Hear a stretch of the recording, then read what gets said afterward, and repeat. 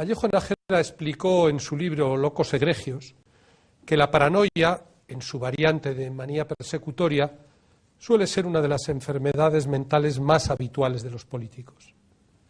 Pues bien, hacía tiempo que no asistíamos a un ataque tan agudo y truculento de esta dolencia como el que parece haber sufrido el presidente Camps al atribuir al portavoz del PSOE en las Cortes Valencianas la intención expresa de querer asesinarle.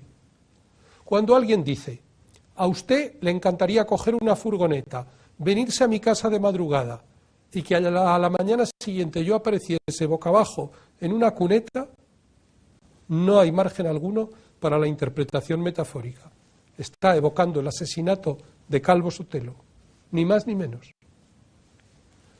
No sé si es peor que Camps se crea esta monstruosidad o que la haya dicho sin creérselo.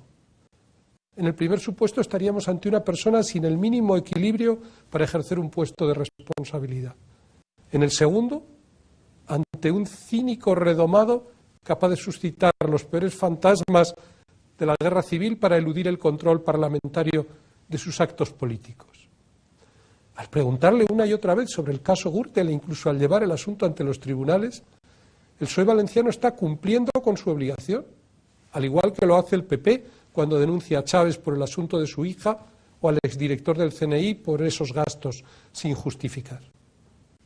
Yo comprendo que en un PP que escuchó sin pestañear a Cobo cuando dijo que temía por la vida de sus hijos, a cuenta de la imaginaria gestapillo de Esperanza Aguirre, pueda parecer de lo más normal que Camps diga que el PSOE quiere asesinarle a él.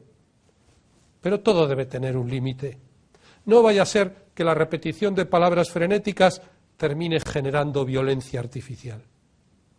Rajoy debería obligar de inmediato a Camps a pedir disculpas a la oposición. Es más importante preservar la convivencia que destituir a Ricardo Costa. Esto no puede quedar así. Gracias por seguir ahí siempre con El Mundo.